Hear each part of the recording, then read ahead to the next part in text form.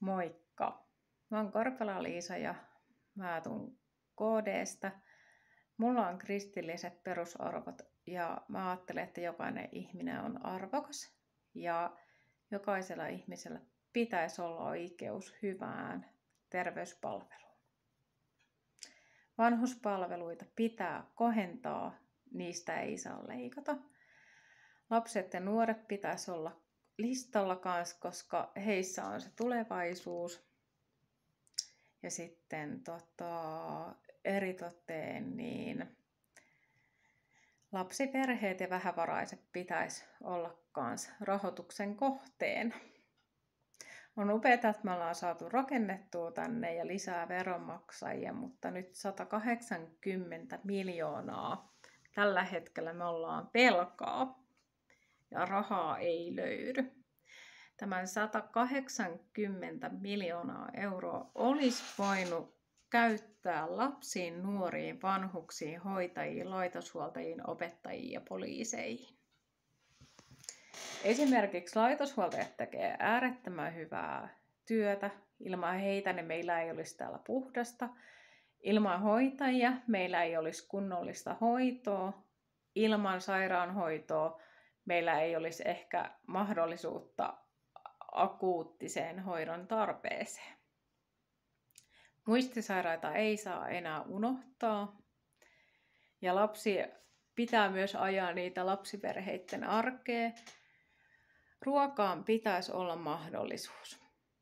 Jokaisella on oikeus monipuoliseen ruokavalioon, arvokkaaseen elämään ja vanhuksella pitäisi olla laadukkaaseen loppuelämän mahdollisuus, johon pitäisi kuulua ulkoilu, seura ja myös harrastukset. Esimerkiksi ulkoilulla on tosi suuri vaikutus meidän aivoihin ja meidän hyvinvointiin.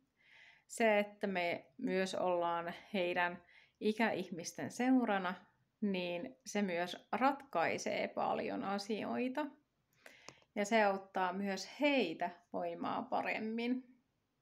Robotit ja digipalvelut ei korvaa sitä hyvää hoitajaa tai lääkäriä. Sekä mielenterveyspalveluita pitäisi myös kohentaa. Masentuneet psykosipotilaat, kaksisuuntaiset mielialahäiriöiset ja ahdistuneisuus ja paniikkihäiriö, ne ovat kasvussa. Niitäkin voidaan hoitaa liikunnalla, oikeilla lääkkeillä, oikeilla hoidoilla ja sekä ihmiskontaktilla. Ne on paljon tärkeämpiä tällä hetkellä. Rahoituksen kohteena pitäisi olla mielenterveys. Rahoituksen kohteena pitäisi olla vanhuspalvelut.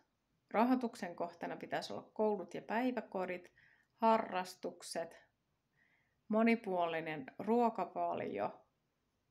Näihin kohteisiin meillä pitäisi löytyä varaa. Ja jos ei löydy rahaa, niin jostain se pitää repästä. Jotain meidän pitää tehdä näiden asioiden hyväksi. Tampere pitäisi olla jokaiselle turvallinen ja hyvä kaupunki. Nuorille pitäisi olla mahdollisuus monipuoliseen harrastukseen, koska harrastuksilla on tosi suuri vaikutus nuorten mielenterveyteen.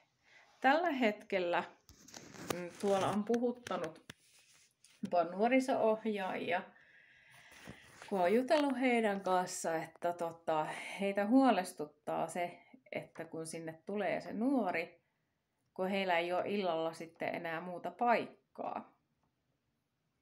Nyt meidän pitäisi keskittyä meidän tulevaisuuteen jopa niin, että nuorille pitää löytyä sitä mielekästä ja hyvää tekemistä. Me ei voida nuoria ajatella nuorista, että ne on pahoja nuoria tai he jotenkin tahalleen käyttäytyy huonosti.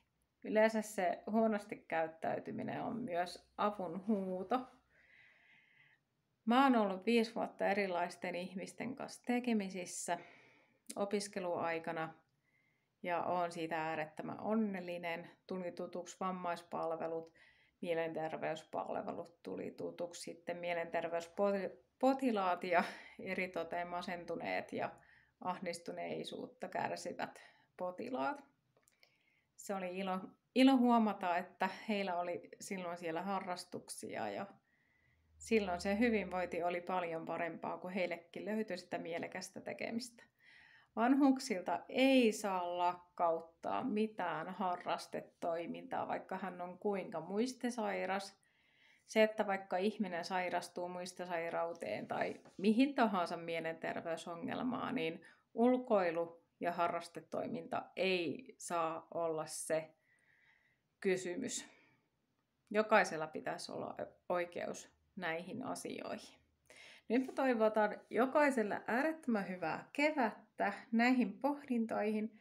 Ja jos sä äänestät mua, niin mä alan miettimään, miten mä voin rakentaa tätä Tamperetta niin, että me saataisiin järkevä ratkaisu.